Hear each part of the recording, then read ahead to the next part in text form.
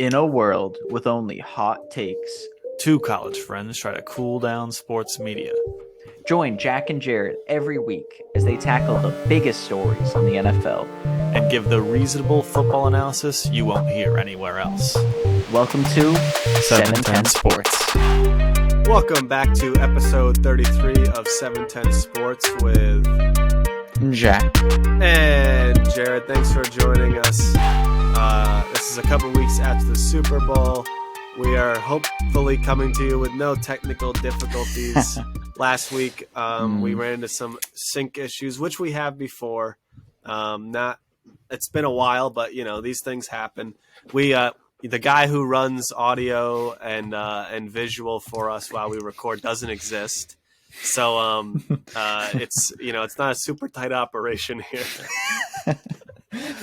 So these things happen, but hopefully this all gets handled. If you were missing our video stuff, we did have the audio podcast go up on YouTube and Spotify and everywhere. So check those out for most of our Super Bowl takes. We had some good stuff in there. I tell you what, didn't we, Jack? Yeah. Had some pretty good takes. Yeah, rare occurrence. I think you said Mahomes is propped up by his good team. He's actually he's an imposter. What did I say? Fraud Holmes. Yeah. Did I say that? Nah.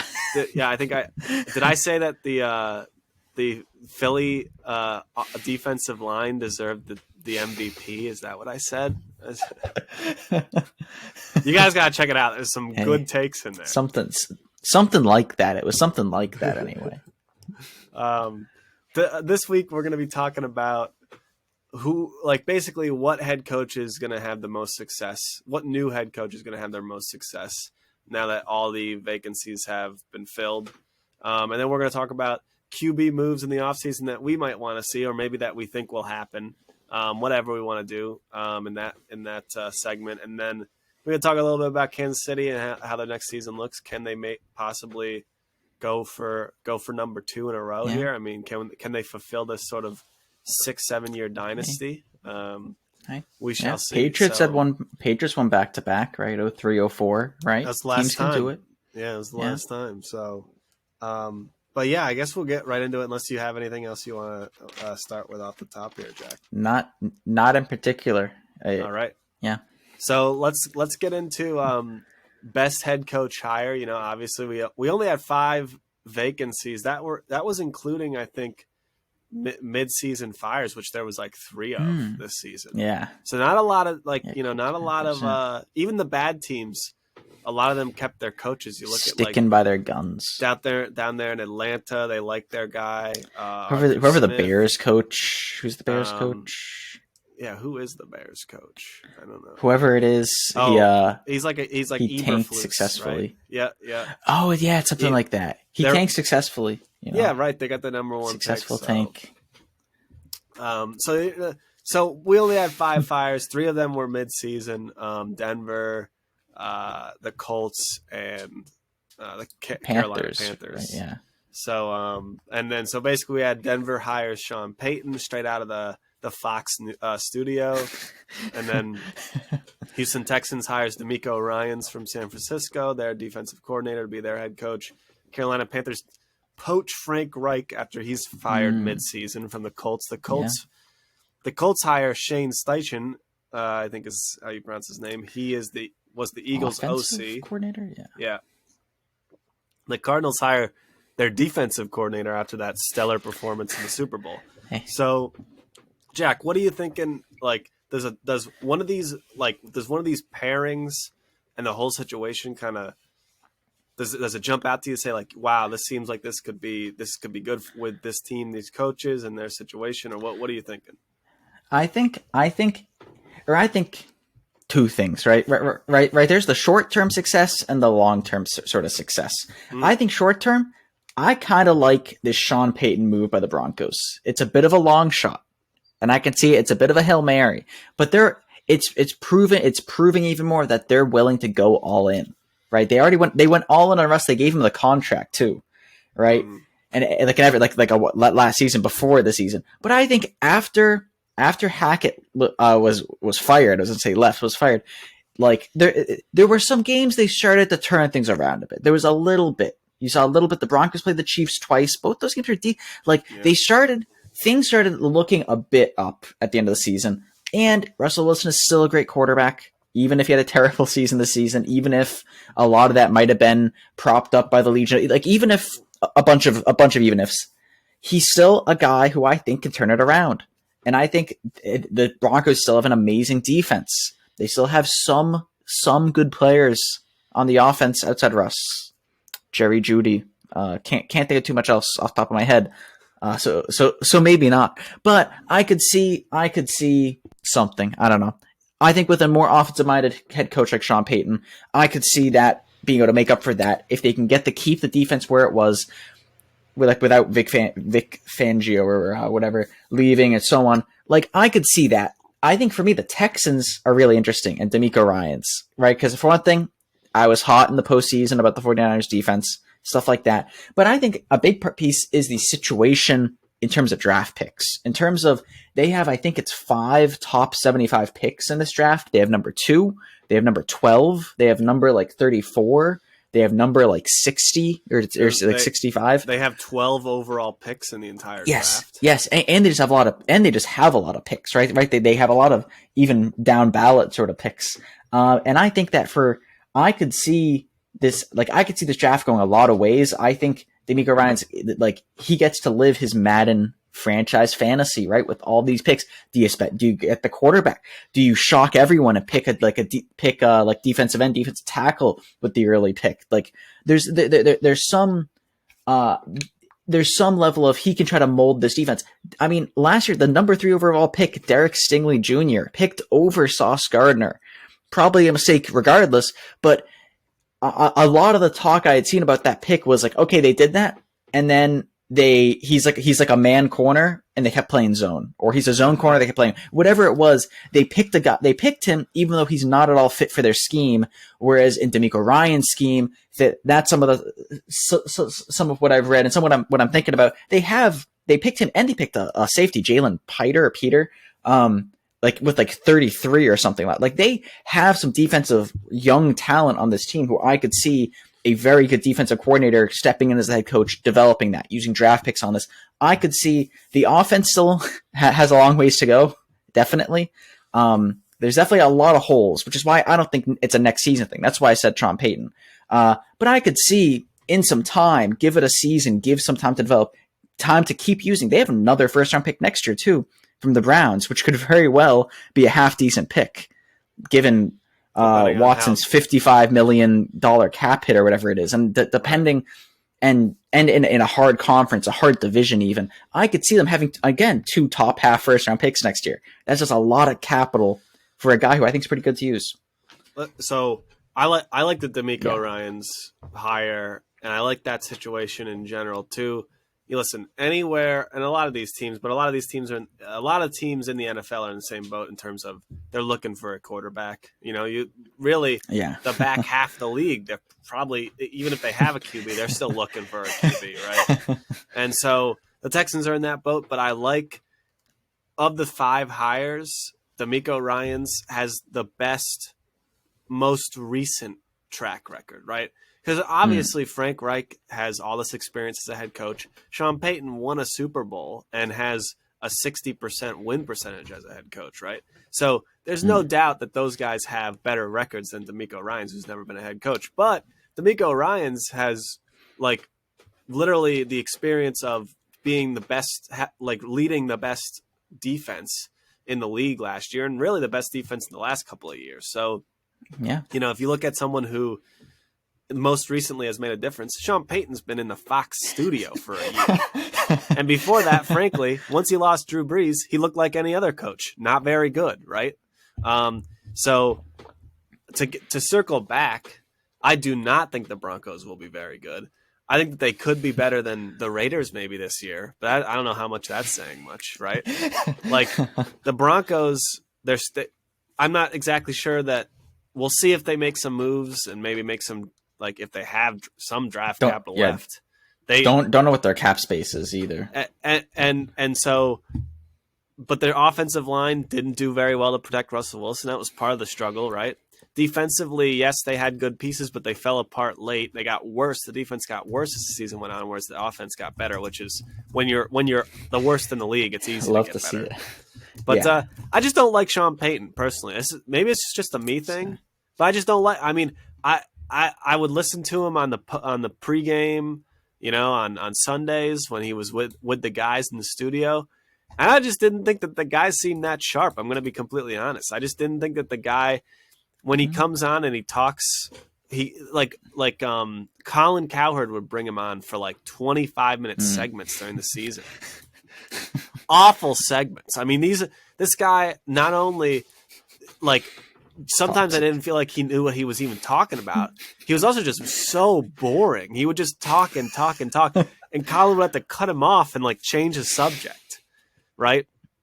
I just don't know how, like, this guy's a little bit older. Obviously, he's been doing things for a long time, but I don't know how much he's got going out there. And frankly, with his history, I understand he's a Super Bowl champion, but let's not forget the Super Bowl that they won. He was also allowing Bountygate to occur in his facility while that was going on. People don't like to talk about the fact that yes, he was suspended for a year, but he supposedly wasn't paying players or facilitating the bountying to occur, but he knew what was going on in his facility. He knew his coaches were paying players. I don't know, just not a good look to me, Hater. I don't know what to say. Listen, I'm trying to make waves here, okay? I'm going straight after Sean Payton. I don't like this hire, and I don't like the Broncos. I just don't think that I don't think that they are going to be very good personally. They are just to reference some stats I've just looked up. They are, according to tankathon.com, not sponsored, they are 31st in draft capital for the season. Only the Dolphins have less. They have the 68th and the 69th picks in the draft. So who is this? The Broncos? The Broncos. That looks like 2 early thirds, apparently. They have 2 early thirds, and they're about middle of the pack in terms of cap space. Because, of course, many teams have a fair amount of negative cap space. Some teams have a lot. The Bears have almost $100 million in cap space. Right. So yeah, Broncos are middle of the pack there. So they can make a move or two if they can reach like blah, blah, blah. But it's not like they're going to kind of overhaul their team the way, say, the Bears might. Right. I mean, the Bears, I guess everything's on the table. But also cap can be manipulated a little bit, like you said. Yes, so, definitely. Right. Yeah, definitely. Yeah. What else have we thought? We have other big thoughts on some of this other stuff, like do you like anything in particular? I think the Shane Steichen hire and the Colts will be interesting. Not to rehash what some analysts said before last season, because I'm sure we'll be doing more of that about the Colts later. But this is a situation I could see, right? The Colts team still has some talent, right? There are still some, like Alec Pierce was a rookie receiver. And obviously Michael Pittman. Obviously they have Michael Pittman. They have Quentin Nelson. Like they have obviously already established good players like that. They still have some of the good players on defense. I have not checked expiring contracts, but they still have some good players. I could see a coach. I could see this team, getting a good rookie quarterback, whether they trade up or whatever. Which everyone's thinking they're going to trade up, but whatever. I could see them getting a good rookie quarterback. With an offensive-minded head coach who just had some success last season, a lot of success, I would say, with the Eagles. I could see a situation where things look good there, especially and in a fairly weak division. Obviously, I think the division's stepping up. The Jaguars are stepping up, and the Texans, I think, are going to take a step up, at least from where they were this past season. That's a situation I could see being interesting. Do I think we'll make the playoffs? I'm going to say no, unless they draft a rookie quarterback and he's amazing. Right. If he's the second Tom Brady, but he's taken in the first round, then sure, of course, like that changes things. But if he's what I'd expect for a quarterback, they're going to take at even number 1. I think this first season, I think they still probably don't make the playoffs, but I could see some progression, right? I could see there being some nice progression that season, them looking more, them being in the playoff conversation. I think it's possible. I think it's, depending on, again, I haven't checked if they have, if a bunch of players, if Gilmore's, his contract expires, like if they have to, if they have to and don't successfully re-sign Michael Pittman Jr., like I could see some things if their offensive going line astray. wants to be good, maybe like these types of that things, right? that if they decide to be good, if they don't have to trade the entire house to pick a quarterback, if they get to still, have their second round pick or their third round pick or whatever this year, I could see, I could see something there. I'm shocked by this hire. I mean, I was very sure that they were going to hire Saturday. No. But That was a tank job. Absolute tank job. Yeah, absolute tank job. Came in and won his first game, and I guess then after that he was a pretty good tank. It's a false sense. He's trying to trick the NFL so they don't think this is intentional tanking, right? They can't think it's tanking, and that's why. And they have to make it look legit, right? So that's why there was all this kind of drama while they were waiting for the Super Bowl to actually happen, so they could actually talk to who they want. They had to keep the Jeff said, keep it in the conversation, cover their bases. You can't make it look like you plugged in this dude from ESPN who's only coached in high school, never coached a college or professional game, not an assistant coach, nothing. We slipped him in there, right? They snuck him in, have him tank some games after winning one on pure luck. Start shuffling quarterbacks around. Yeah, I know. Listen, I guess you're right. That whole just funny. post season where they were still interviewing him after his awful performance. Maybe it was maybe that is plausible deniability for the hiring to begin with. So if anybody comes and asks questions about tanking, then they can say, "Hey, we still think this guy could be a head coach. We almost hired him again." And I wonder, and this is something I'd be curious about. Regardless, I wonder if they keep Jeff Saturday on the staff, do they make him offensive line coach? Right, he was an O lineman. He was a good O lineman. 4 first team All Pros or something? I doubt that. He was the head coach for 7 games or 8 games, and then they're gonna make him the O line coach and keep him in the building. That's the job that he denied before. No, because maybe they wanted him, they just wanted to get him in the building. Or they want to get him into the... Listen, here's my thing about this. This is why I don't think the Colts are going to be any good because of this shit, right? It's the dysfunction. It's the Jim Irsay saying, all right, we're going to go get Carson Wentz. He's our guy. And then we're going to go the Cowboys, but with the worst players. Yeah, exactly. It's like, we're going to get Phillip Rivers. Go and get us Matt Ryan. He's an astronaut. All right, go. Hey, listen. Go get us Derek Carr. He's our guy, okay? Hey, listen. Hey, play the rookie. Play the rookies. Play Ellinger. I want to say Ellinger's the future. Play him. It's that type of stuff. Derek, thoughts on Derek Carr? This is kind of sneaking up ahead. So right. I won't go too far, but imagine a Derek Carr to the Colts. That would be spicy. Yeah, I mean, he's just a part of the prophecy. He's just part of that would be spicy. Like then it will be Aaron after he's washed, and then it will be the next guy, et cetera, et cetera. So, it's really, I actually, I would look more positively on the Panthers situation. Somehow, I don't like the hire there. I mean, I think Frank Reich's a good coach, but from the end of the season, what Wilkes was doing with a team that basically had a fire sale mid-season, sold a lot of their players before the trade deadline for picks and stuff because they were basically blowing it all up. They played good late in the season, and they had a chance to actually get into the playoffs. They were close to 500. Yeah, they were close to 500 anyway. And I could see one issue is I think they have since they're a later pick, they have a harder time if they have to trade up or if they have to or not even yes, trade up, or let a quarterback fall to them. It's something like that's harder for getting the guy. But yeah, I mean, I think that's a good point. The team has been better, and they also have a lot of picks. I think they probably have more picks than the Colts. If I look at this, maybe not a whole lot more, but they do have more picks than the Colts anyway. And I just see the momentum there. I'm wrong. I see the momentum there, and I think that Frank Reich is the best coach in all of them overall, in all the hires, because look at, like we were just saying, look at the dysfunction that has been going on since Andrew Luck retired in Indianapolis.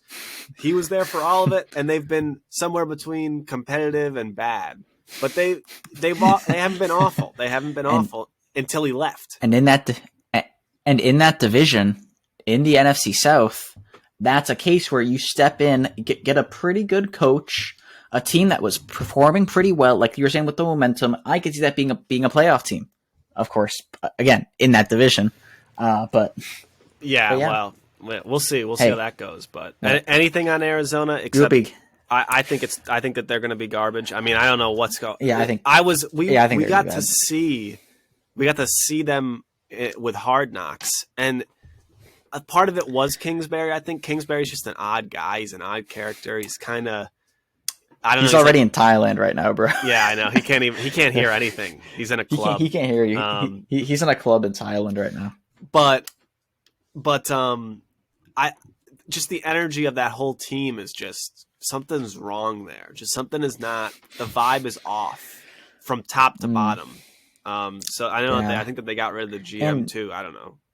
Yeah, because that was an issue. I mean, they got rid of Hassan Reddick, right? That's the whole thing. He's on the Eagles. He was on the Cardinals, but they were using him wrong. He goes to the Eagles. He's a potential defensive player of the year candidate, right? Mostly led the league in sacks, or right behind Bosa. But yeah, I mean, yeah, the Cardinals are just dysfunctional. They have that first round pick, but it's not like they even have a whole lot of. I mean, not the first round. Like, they have the number 3 pick, but it's not like they have good draft capital, but it's not like they have multiple first round picks or anything. Like they don't have that much to trade, right? There's DeAndre Hopkins. There's talk about that, but he's an old receiver looking for a big contract. They're not going to get as much as they would want for him. There's not the same. The Texan situation gives me hope. Even if I thought that Gannon was going to be as good as DeMeco Ryans, even if I thought that they were like the same coach, then even if I thought that, I think that there's just less capital. There's less there to trade. Like, there's just less hope for me. Right. The Cardinals 100%. Feel like unless Kyler Murray steps up next season, you know, I know, and there's all the drama and whatever. Unless he has a really good season next season, after they sign him to the big contract and everything, and the homework clause and blah, blah, blah, unless he steps up, then this isn't a real bad situation, right? That's a real hopeless, unless they hit it out of the park with their pick. If they could pick someone amazing who's a generational player, then that changes things a bit. But even then, right, low on hope for that team. I agree. Let's move on to these QB moves. So I don't know exactly how we want to do it. I mean, I don't know. I made kind of a list, not necessarily of what I'd like to see, because there would be fun things that I would like to see, but actually more of things that I think may happen, like some educated guesses that some of them are out there for sure. But just looking at, I basically had made a list of saying, hey, who are guys who are definitely available? Who are guys who could be available via maybe trade or something? And then who are the teams that would need a QB or might be looking for a QB, right? And I kind of made some matches. So that's kind of where I'm at. I don't know. What are you thinking? Do you have things that, like, a specific matchup you would want to start with, or I don't know. What do you think? Now I have one big one that I know you're also thinking about. I was trying to look up the exact timeline of relevant events. Oh, but okay. I have a feeling I know what this is. But I mean, I think the talk of the town, like it was last off season too, is gonna be Aaron Rodgers, right? Okay. He's gonna come out of his darkness retreat like Puxatawny Phil, the groundhog. He's gonna be coming out of the darkness. Yep. Oh yeah. Hey. That's as close as I can get. Hey, just keep going. I work best I think best in the dark here. Hey, Aaron over. I think that he's going to be in the darkness. He's going to have his ayahuasca, whatever it's pronounced, and I think that for me is an interesting pick because I think that he still is a 4-time MVP. 2 of those seasons being recently, and yes, of course, quarterbacks into age, right? All that's like eventually. But Tom Brady was able to win Super Bowls at 45. Aaron's like 38. And now, of course, Tom Brady's that's a very unique situation.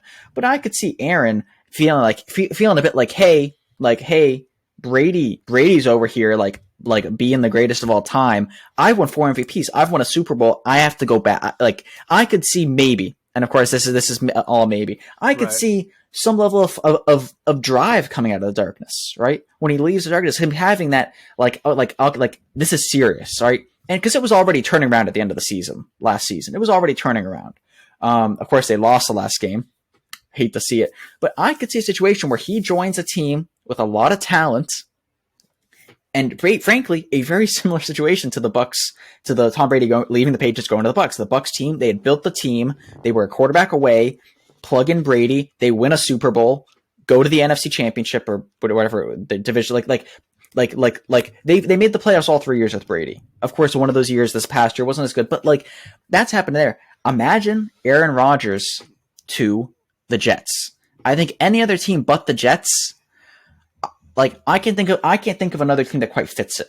Okay. Because I think the Raiders trading for him. Well, the Raiders have too many holes. In my mind, I could see Devontae basically. I feel like it's going back to square one for Aaron Rodgers and Devontae Adams. That now they're back together, but they're in Vegas this time. Woo! You know what? They don't have to play in the cold. Right, I guess that's one better. I mean, I'm not as often anyway. That's one thing. If you want the Vegas home field instead of Lambeau, sure. But other than that, it's about the same. But join this Jets team with a head coach everyone likes, Robert Saleh. A lot of people like Robert Saleh. I like Robert Saleh. Right? They have the defensive rookie of the year, offensive rookie of the year, the guy who would have been the offensive rookie of the year runner-up if he didn't get hurt, Breece Hall. They had 2 offensive rookie of the year candidates. Just one of them got hurt. I could see, and if they can, like, that team is a quarterback away. That's what we're all saying. They almost made the playoffs running the gambit with Zach Wilson, Joe Flacco, and Mike White. And that team looked good with those 3 dudes. Okay. Well, the team did. The offense, not so much. But. Yeah, exactly. The team did. Like, and I could, so that's for me a situation where, like, okay, like, they can think, F them picks. Like, okay, like their team is good, right? They're not in win now mode necessarily because but they can win now. They easily could, right? Luckily, a lot of their players are young, but like that's for me is a situation. Good quarterback, proven record. If he can take it serious, like if he can be in it, which Aaron can be weird sometimes, we all know this, but if he could be in it, then like that for me that feels like Brady to the Bucks, Stafford to the Rams. Does not feel like Wilson to the Broncos. That we had our questions about with talent-wise. Right. For me, this Jets team has a lot of talent on both sides of the ball, and I don't think they'd have to give up as much, given some of these other trades. Okay, so Thoughts? I think lot the Jets, on that. Yeah. Hey, listen, a lot of people are saying the Jets because it does make sense. They have young talent on both sides of the ball, but frankly, I mean, when I look at the Jets, I mean, who's Aaron Rodgers going to be throwing the ball if he went there, right? They got the good running back, but offensive rookie of the year, Garrett Wilson. They probably have to cut like Corey Davis, who's getting paid like $11 million to not be productive. That's true. So well, I'm just like thinking like, okay, well, Aaron Rodgers is going to go there and you know, he's going to have less weapons than what he currently has in Green Bay. Maybe I'm missing something on the depth chart of the Jets, but when I look, I just don't see it. Right. Maybe I'm missing somebody. I don't know. Offensive rookie of the year, Garrett Wilson. Oh, okay, so we're gonna stick with is a wide receiver, but yeah, it's after that. Yeah, he's a wide receiver. Yeah. Oh, no, because that's the other guy. They got both. Okay. They got both. But I mean, so after him, yeah, there's not. They have a guy. After him, there may not be as much. Right. Yeah. So they have a guy, and then so maybe it could work. I actually. When I crunched my numbers of lists, I have him with the Raiders. I really do. I think that. Yeah. I think it's second place for me. Yeah. The Raiders just deciding to cut bait from Derek Carr like before the season even ends felt like really weird, and the connection with Devontae Adams, but also like, I think that Waller's still going to be there. Josh Jacobs is a free agent, but they could this. This is the best running game in the league last year, right? So, what I think it's a better situation offensively, not as an entire unit, right? But also, you go to the Jets, and Saleh's a defensive coach, right? So does Aaron Yeah, Rodgers Josh want to go McDaniels is play often. for a defensive coach now? McDaniels hasn't been particularly Yeah. good as a head coach. I'm not I'm not going to argue with anything like that, but he is an offensive guy. So is Aaron going to go to and play for a defensive guy? I don't know. He never really has. He hasn't in his entire career. So I like the Raiders. It just is funny because like if you're in the darkness, then the Raiders they're already in the darkness. Like they literally, I think their end zone is called the black hole at their stadium. So like he very well might be just getting acclimated to the color, just so because he's already made his decision, right? I think it's pretty obvious that we've made it. I mean, I've made it clear that I'm not the biggest Aaron Rodgers guy. But some people had them as their number one quarterback before the season. I think some people did. So that's why I gotta think differently. The back end, but yeah, I think they were saying some shit like that. But yeah, no, I mean, I see him with the Raiders, but it's a good place to start, and I'm glad he started there because like it's once that domino falls, I feel like it's kind of like. Now everybody else can say, okay, because there's going to be once he leaves the darkness, there's going to be plenty of teams who are going to be, if he says I want to trade, and he says a list of teams, every single one of those teams will be calling in a sense of like saying, hey, this is what we can do, this is what we, we're going to have to cut these guys, we'll trade you these guys, we'll make the cap space. It's not going to be pretty because he's got such a big contract, but somewhere the Jets have the Jets are sort of, I think, middle of the pack in terms of cap space, and they would have to make some major moves they'd have to like either redesign some contracts on the defensive side. They'd have to cut some guys who are making like a lot of money that are not being very productive. Most teams could do something like that, but it's like, once he decides, I think that's fair. I'm willing to go to the Jets and the Raiders, and then they send their packages or whatever. And I could see with the Raiders can go elsewhere, And the one last bit on Rodgers is I could see with the Raiders. I mean that was also my thought. That's the reason I even mentioned them. That's why I didn't mention like the Panthers, or I didn't mention other teams as much, even if who knows what happens. But that was then my next thought. One thing, I mean, like you were saying, I guess I didn't think as much about the offensive talent on that team. There would be a lot of there'd be more than just Devontae Adams, because you have Darren Waller. If they can get Josh Jacobs back, of course that's similar to Aaron Jones, but if you had Josh Jacobs had this amazing season, add that in.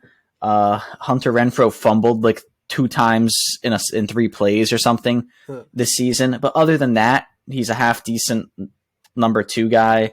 And Aaron could bring some guy that he likes as well. He can bring one of his old veterans. Yeah, bring Cobb over. They have that one guy on defense whose name I forget. Did Chandler Jones retire? Is he still on the team? I think they have Chandler Jones and Max Crosby. Right, Max Crosby. There it is. Like I could see them if they have a couple pieces. If they can, the issue for them is that trade involves trading the number 7 pick. But maybe it's just the number 7 pick. Maybe. I don't. I think it's interesting. Yeah. See, or maybe not just. There'd be more stuff, but at least like maybe that and the next year's second or something. Or hopefully they wouldn't have to trade as much. If they're going to trade the 7th overall pick is a big pick. But and I could see the Jets. There's so many other teams that I could see going after this trade. I don't know if he would basically sign off on it, but I also think there's a pretty good chance he just stays in Green Bay. I think Green Bay looks like where they were last year at this time, offensively, looking at the pieces. I actually like, the defense, or not the defense. Like, I like what I saw out of the younger receivers close to the end of the season. Yeah. They were playing a lot Christian better. Watson, yeah. So I could see him staying there too, and just like, I guess, or retiring. I don't know. But like, so assuming the Aaron Rodgers thing falls, right, whether it be Jets or Raiders, then I think the next one, the 2 big guys, let's start with the guy who's a free agent, Derek Carr, right? Derek Carr's probably the next best guy, assuming Lamar Jackson, well, he's technically a free agent, but he's going to get tagged probably. So let's start with Derek, right? Where do you think Derek Carr is going to go? Do we have a spot you think you like for him? I mean, I think it's somewhere in the NFC South. I think it's wherever he goes in the NFC South, they're winning the NFC South, because I think he's good enough. And a lot of the stuff I hear about him is that he's terrible in the cold. That's why I think some of the talk about him to the Jets, if there's more than just talk about that, like I haven't gone through his record and checked the stadiums he's played in, the temperature on that day. I haven't done all that. But if there's truth to that, then yeah, going to the Jets, well, you're playing a lot of those games are in the cold. You're playing in Buffalo, in New York, in New England, like in Foxborough, Massachusetts, like. And that just in the division. So that's why I could see. And you play in New York City a lot when guess what? New York City's cold in the winter too. Cold enough. And I could see that being an issue. But NFC South, these are teams who Derek Carr's a true free agent. I could see a team taking him and being like, okay. I mean, the Saints. We could spend a whole episode talking about the Saints. I can't believe I called them to like make the playoffs last year or whatever it was. They trade up. Do you know what Michael Thomas's cap hit is next year? It's probably 28 changing mil, the subject to this. 28 mil. Wrong. Higher. Is it higher than that? 34 mil? Higher. No way. He hasn't played in 3 years. Keep going. Is it 38 mil? Higher. You're telling me what? How? 43 mil? Higher. No. How is that fact possible? check this. How is that possible? He's getting paid $45 million. I might need to say higher again. I have to check this. Whatever. I don't know how to find. How do I find just players by cap hit? Well, just look up what his contract is, right? Or are you saying because they deferred money or something? Is that? Whatever the cap magic they do.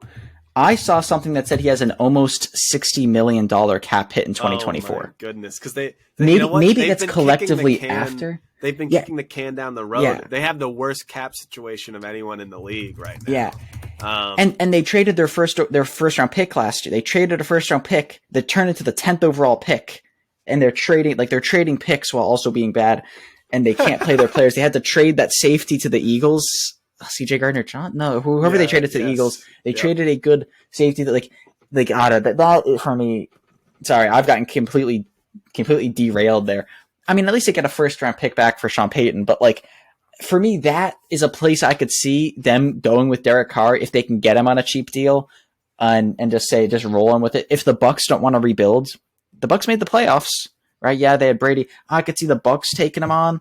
I could see the Panthers taking him on as a bridge if they don't want to take a quarterback. If they want to use their pick on someone who's on a young player, I could see them taking Derek Carr, try to develop the team, make the playoffs as the 4 seed, as the NFC. I could see that could be a decent fit. New head coach, I think that's a decent fit. I'd say the Panthers to me makes the most sense because I think they're might be the closest to competing, maybe. Yeah. And I don't think they're going to make a big move like, say, maybe the Falcons or something. I know there's talk about Falcons going after Lamar Jackson, or I could see Falcons going different directions. But the Panthers, I think I could see the Panthers saying, yep, we want to develop the team. We want a average quarterback. We're going to make the playoffs, get more experience, make playoffs as the 4 seed, of course, not anything better. I could see that. For me, that makes sense. I could see the Saints doing it to just continue their endless kick the can down the road, refuse to rebuild. I could see that as well, but I'm trying to fact check this cap hit thing I was saying. Yeah. Oh no, you know, where is this? I'm not sure what it. Maybe it's a collective thing. You know what? I think it's that he has a void year. However, it works. I'm now seeing a USA Today article written January of this year. Keeping Michael Thomas could cost the Saints more than $60 million in 2024. That's more than $60 million out. I'm not sure what the cap hit. I don't know how that all works, but it's a mess. And so it's a mess. Listen, you took the words right out of my mouth with the Derek Carr situation. Who, if you look at the teams who would be willing to overpay an average quarterback, it would be the teams in that division because of the way that division is set up, right? Now, the Saints, maybe they can't afford to. They probably can't, it seems. I don't understand how the cap magic works. But yeah. So if you throw Saints out of it, but look, like you said, if he goes, he's going from being the worst QB on paper in the AFC West to he'd be by far the best QB in the NFC South. It would be a good situation for whoever was willing to overpay him. He's going to go where they give him the longest contract for the most amount of money. He's burnt by the Raiders basically casting him out. He feels betrayed. If the Bucks would be an awful situation for him to be in, based off of the way that their cap is situated, based off the players that they have currently. They completely sold out for the time with Tom Brady, rightfully so. They got a championship out of it. They were competitive. Looking forward, that team looks like absolute garbage. If they decided, hey, we're going to give Derek Carr a 5-year, $250 million contract, you think Derek Carr's not going to go there? He's going to absolutely go there. He doesn't care. And they very well could win that division despite being trash because, yeah, you're going to try out their Taysom Hill and Jameis Winston, Riddler or Ritter or whatever his name is, and whatever the guy the Panthers draft or whatever garbage QB they trade for mid-season next year. So I 100% agree. Derek Carr down there, didn't even think about the weather thing, but it just makes perfect sense to me. Then that leaves a bunch of other sort of guys who are kind of in limbo, and then like guys who are not as good but who would be basically available. So like maybe a Baker Mayfield is technically a free agent. Yes. Yes. You know, there's also a bunch of guys. Yeah. I mean, there's also guys in that range of there's talk. I've seen about 2 teams I've seen talk about could the Patriots trade Mac Jones? Like if the Patriots thought they could trade with the Raiders to go from 14 to 7 and add Mac Jones, that would make Mac Jones worth a mid-round, second-round pick, I think, like a mid-second-round pick. That's something, that's like one dude saying that, but I could see that's a talk, do the Patriots think they can run with Bailey Zappi, the Zappening? There's talk, do the Bears trade Justin Fields and pick Bryce Young or pick a quarterback number 1? That's like I've seen, right. Again, these are not things I think will necessarily happen, but it's things that there is talk about that can open up some of the doors to a team with a good pick, but maybe a team with a good pick, but maybe not like who would go after a quarterback with their pick. Like say the Raiders. The Raiders may not pick a quarterback with their pick, but they might take a 3rd-year Mac Jones who's had some success with Josh McDaniels. Like that's the sort of thing. Hey, teams could look at Justin Fields and say, hey, we can make this guy work. He's pretty good. If we can get him for relatively cheap, which I would think you can get him for relatively cheap, stuff like that I could see those as possibilities. I think Lamar Jackson's the biggest question mark left. Yeah. I'm not sure. I think you might have been going there, but yeah. But I think that's the most interesting.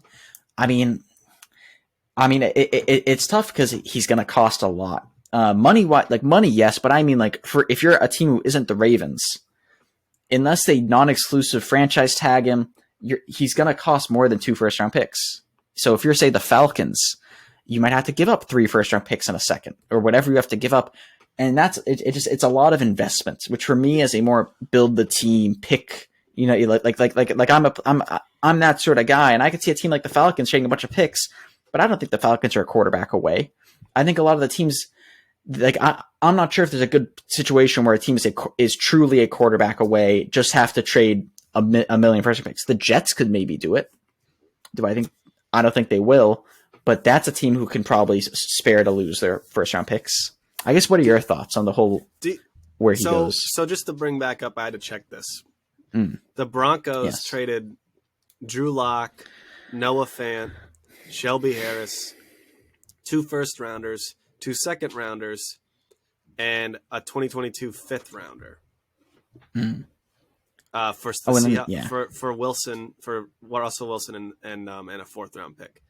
So we're talking about Russell Wilson got players and some like role players. 2 firsts, 2 seconds. 2 firsts, 2 seconds.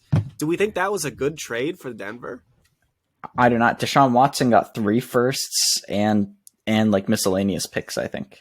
Do we think that was a good trade for the Browns? I don't think so. Maybe this will look better in the next couple of years because these guys will actually play good. Yeah. Because they didn't it's just recency biasy. But to me, it's like if you're going to give up a haul like that, I'm not that sure about Lamar Jackson. I was way more sure about Russell Wilson. I was way more sure. And I understand that Lamar Jackson's been an MVP, but Russell Wilson has won a Super Bowl. He's been to 2. Okay. So I don't think that he would. I actually don't know if the Ravens have much leverage here. I think that they've really fumbled this situation, and excuse me, basically they can make him a free agent, right? What's the best case scenario for them? I don't think that they're going to agree to a long-term contract at this point. It hasn't happened for years. Hot take. It hasn't happened for years. If I was Lamar Jackson, I'd be trying to leave. So all the Ravens can do is put a franchise tag on him and either make him play or make him sit out for a year, or they can trade him in some combination of tagging him, then trading him, or whatever it may be, right? Which it would have to be a tag and then a trade, or they could sign him to the contract and then trade him, I guess. There's the non-exclusive franchise tag, which is where they tag him. They say, we're going to pay you this much money. And then if a team wants, they can one-up that and give 2 first-round picks. It's some sort of set deal. It's some sort of set thing. Yes, I've only really heard talked about with this. And they almost never do it. But I could actually see that working out. Do I think that that's like straight up franchise tag him? Because that's a lower price. But then they could extend him after, right? They basically give him yeah. You would get him on the franchise tag and then a contract when he comes over. So I actually could see that 2 first-round picks. I actually still think that's a lot because once again, to me, it's like if I'm trading with the Ravens, he's the guy, he's the guy. I guess, but the Ravens they've already lost. They've messed this up, right? And so now it's basically like, what can we get anything at this point? Because I think he's going to leave. I mean, at least from the outside looking in, I would say Lamar wants to leave. It's pretty clear at the way that the end of the season went, where he maybe could have played but didn't want to. I don't know. I just feel like that relationship has been burnt. So to me, it's like if I'm another team coming in and trying to trade for him, I'm aware of that. Now, yes, I guess it could become a bidding war where it's like if 3 teams they can. That's what the Ravens have to hope for. Yeah, that's what the Ravens have to hope for. So where do I think honestly? I can't. That's the one that I'm not sure of because honestly, I could see him with like the Commanders. I could see him in somewhere in the NFC South. I could see him go. Technically, I really could see him go to the Jets. Honestly, I could see something crazy happen. I could see him go. I could see the 49ers doing some stuff like this. Recently, they have not been afraid to make big swings in the last year or so in free agency and stuff. I wouldn't be shocked if they said, yeah, you know what, you could have Purdy and you could have Trey Lance. And they get their pick of one of them. Add in 2 first-round picks. Would the Ravens really say no? No, to that much? I wouldn't if I was the Ravens. Wouldn't think so. No, I wouldn't. I would take Purdy or whatever. And Lance has the raw potential that he was drafted for, and Purdy played pretty well for Mr. Irrelevant, right? I could see. And that would be wild, I think, for the 49ers. But if the 49ers, I mean, come on, they were one piece away. Now, would going and getting an injured, injury-prone QB help with that? No. And with the 49ers. But it's with their culture, right? It aligns with their culture. So I think it's fine. Yeah. So I don't know. I don't have an actual firm pick on where he's going to go, but I do not think he'll be with the Ravens. I don't know. What do you have a firm spot? Do you think? No, not really. Because for me, it's also a question mark. And like you said, looking at some of these other like big quarterback moves recently, at least the 2 really big ones have not gone super well. Even if you think of some of the smaller ones, the Matt Ryan to the Colts didn't go so well, and I don't think they gave up a whole lot. Carson Wentz to the Colts didn't go so well. I'd say Carson Wentz to the Commanders probably didn't go. There's Sam Darnold. The Panthers gave the Jets like a 2nd-round pick or something for Sam Darnold. Like, there's some of that where I could see if you're one of these more quarterback hungry teams, like say the Falcons, like do you do that, or do you try to if you like one of the rookies this year, do you try to trade up your picks for him? Would you rather have Lamar Jackson, who's not been playing a whole lot some of these past seasons? Even with him in earlier in the season, we had some questions about the offense. Even in games that he was in, they made the playoffs, and he did have games where he played great. He played great against the Patriots, for example. But I mean, I think for the cost, for what he's going to cost, I could see teams saying we're going to go with a younger guy. We really like this guy, and trade up if they only have to add an extra first, and that's only 2 firsts versus if the Ravens ask for a lot. I mean, it's all tricky. I think there's a chance they do work it out. I believe in love. Maybe there's a chance. Let's write the whole thing off, and whatever. But I mean, and the contract, and this is even the picks aside, you also get into the contract. The idea of being worried about contract wise. Okay, we like Lamar Jackson, but he does have a somewhat more injury prone style. This is something I wonder if we'll see with Josh Allen. But Josh Allen is definitely also might have more of the throwing. Obviously, Lamar Jackson, his MVP season had some great passing stats and everything, but I could see a team saying, okay, this is a kind of style that does not age super well. Look at Cam Newton, right? You get a couple injuries on your arm, on your leg, whatever. It can wears on a more running style quarterback more. And then if you're going to pay him a big contract, and if that contract's going to be guaranteed the way Lamar Jackson, because I think that's one of the bigger points of conflict for the Ravens and him is the guaranteedness of the contract. Especially in wake of the Deshaun Watson contract being fully guaranteed. I think with that being such a big consideration, I think it's also hard for another team to look at it money wise. Even forget about the picks. Money wise, I think it can be tricky. How do you navigate this? Right, I hear you. Because why hasn't there been a contract yet? Why is there these problems? Because of all these things you're saying, right? There are concerns about injury and all that stuff, and because the market has gotten out of control with other contracts. Yeah, no, it's excellent point. Before we transition really quickly, I do want to say one thing I would like to see, which I don't think we will. Yes. But I would love to see, I don't care where, I would love to see Gardner Minshew get a starting QB job back in the league. Interesting. Because I thought that his history, obviously when he came in and played for the Eagles when Jalen was hurt, he didn't play particularly well, but I still saw some good play out of him, certainly some bad play too. But when you look at the bottom of the league every year, there are QBs that are absolute garbage, and I don't think Minshew is one of those guys. Yet he does not get the spot on it as a starting guy on these rosters. You look at Atlanta this year, they started the season with Marcus Mariota. The Saints were running with Jameis Winston. And then Andy Dalton for the second half of that season. The Panthers had Sam Darnold and Baker Mayfield. And we've talked about this before. It's one of my biggest pet peeves, but these are all first-round busts who Carson Wentz has been on 3 teams and started for 3 teams, and he's garbage, right? Give me and one more chance. He's been benched for 3 teams. One more chance. Right? But he'll probably go to one of these trash NFC South teams, and he'll probably be the Bucs starting QB. While Minshew can't get a job, he's got to be a backup somewhere. He'll be backing up someone else, right? And I think that's a great point. And especially because the Eagles are gonna hammer even more so. Like they're gonna be even more in the Jalen Hurts train after this season. I would think. Oh, they're probably gonna give him a big contract and everything. And Minshew's an unrestricted free agent, so is he? I didn't know that. He could go anywhere. So it's I just hope that somebody says, hey, this guy, when he was with the Jags, he basically outperformed Trevor Lawrence in terms of winning and what the numbers were. Trevor Lawrence is starting to trend up now. Thank goodness. Don't need another first round bust. But but you know what, Minshew, he's like a 4th round guy. So, absolutely no respect will be had, and his talent will be squandered. Hey. So what are you going to do? His talent he might be like the 20th best QB in the league, Why can't he have nice talent's a relative? Yeah, talent's a relative term here at 710 Sports. Exactly. Yeah, and actually, just a correction before we transition as well. The Michael Thomas cap hit in 2024 is $59.5 million. You love to see it. That is higher. Deshaun Watson is about 55. Yeah. Hey, not even.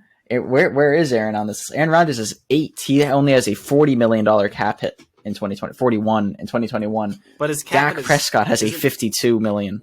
I don't know. Cap is fake. I don't know listen, Jared. Cap is fake. First of all, You're right. Yeah, but they got Deshaun Watson's got like a 55. Dak Prescott's like 52. Kyler Murray's almost 52. But yeah, Michael Thomas almost $60 million cap hit. I should have done this earlier.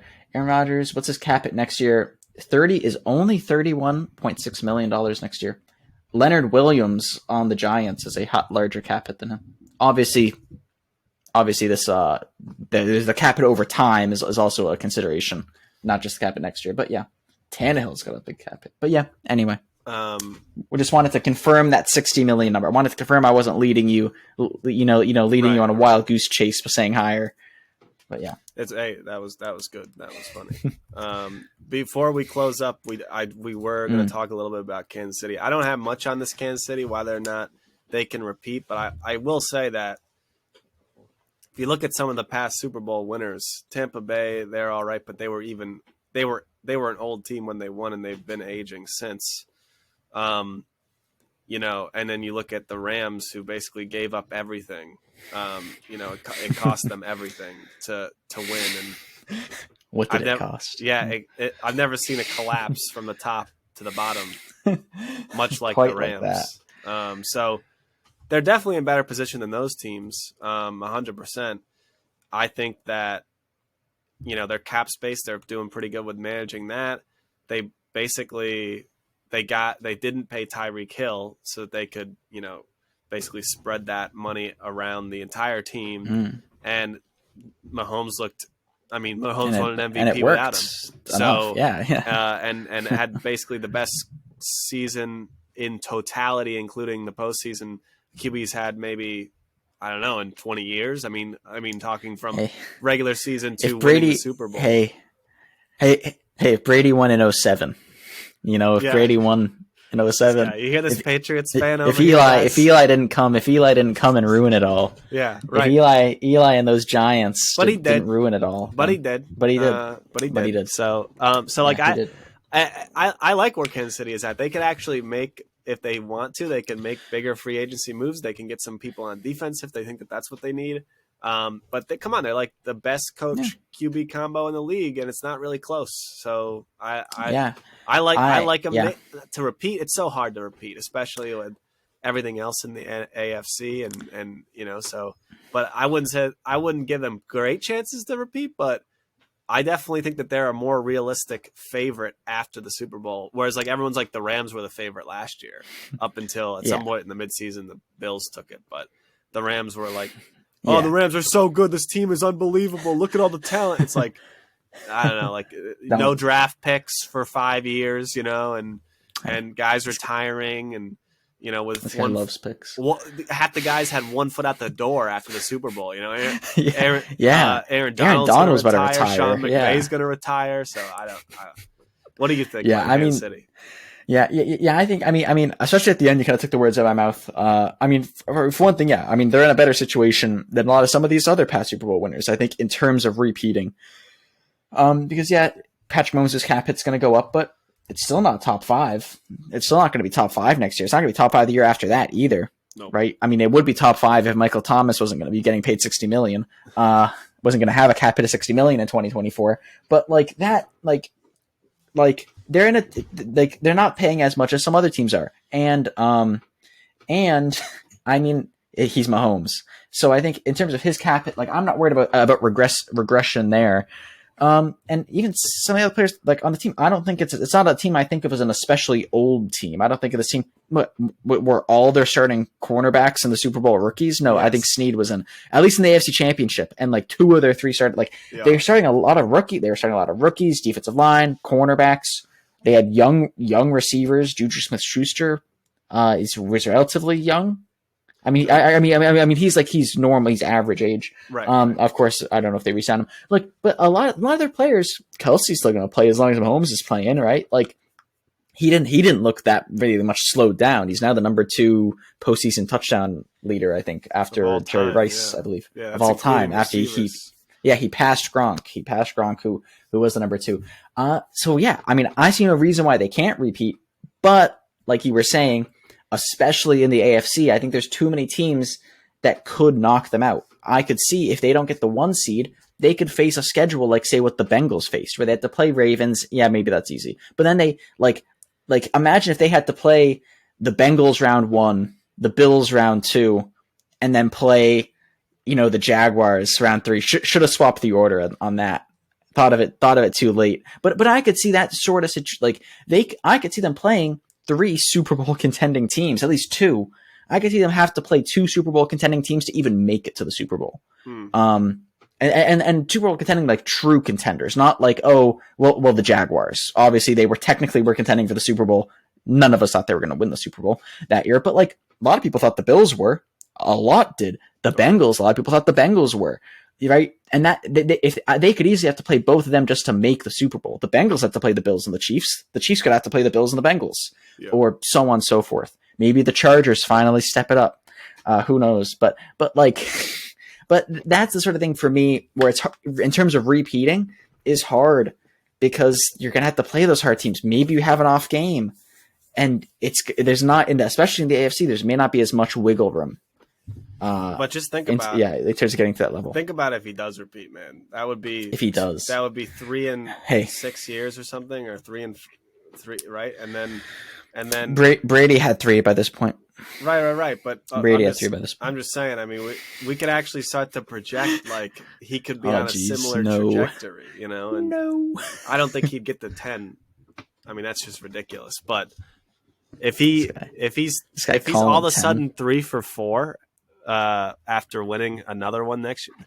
Hey, that's pretty. That puts him in good. I'll be honest. 5th most Super Bowls all time. I think it ties him with Troy Aikman with 3. I think Troy Aikman's the only QB with 3 Super Bowls. So, so maybe that would tie him for 4th or 3rd. There's something Montana has 4. I'm not looking that up. I'm not looking this up. Steve Young, how many does he have? No, I don't. We're shutting this down. It's been long enough. It's breaking down. It's breaking time for the down stats question. Am I right? Oh shit! What is Michael Thomas's 2024 cap? 60 million. All right. Well, this. Thanks for obviously watching. Anything you want to hit on before we close out here, Jack? Not in particular. Yeah. I think we're going to take a little bit of a break here. We're going to obviously get back into stuff when the draft comes around, but I think we might take a couple of weeks off here to get that makes sense. It's been it's been a long season. So we're still waiting. We're still waiting on some of these moves, right? Right. If the Aaron Rodgers trade doesn't happen before next week, it's like, where does that go to talk about? Right, exactly. So we want to, we want to take some time off, but we do want to. Obviously, Jack has been waiting for the draft all season, so we want to have that stuff. We want to be able to talk about that stuff, so we will be around for that, and then we'll probably take a lot more time off after the draft and kind of sort of maybe take some time revamping the podcast, working on some stuff to try to make it better leading into and for actually the next football season. And maybe we'll throw in, I had somebody ask me about the USFL, like, hey, thoughts on the USFL? Hey. You got a football podcast. I'm like, hey, you know what? I know the XFL's happening, right? The XFL's happening. Maybe we need to dive into that a little bit. Maybe we need to be the front runners of the, the media coverage of the USFL and the XFL. I mean, I bet we could get on the sidelines for those plays. I mean, no one talks about that, right? Not after now, right? I've just blown it. This guy. But we'll see. We're gonna keep things open, but for now, this was episode 33 of 710 Sports with Jack and Jared. Thanks for joining us. We'll see you next time, whenever that may be. Thanks. Thank you.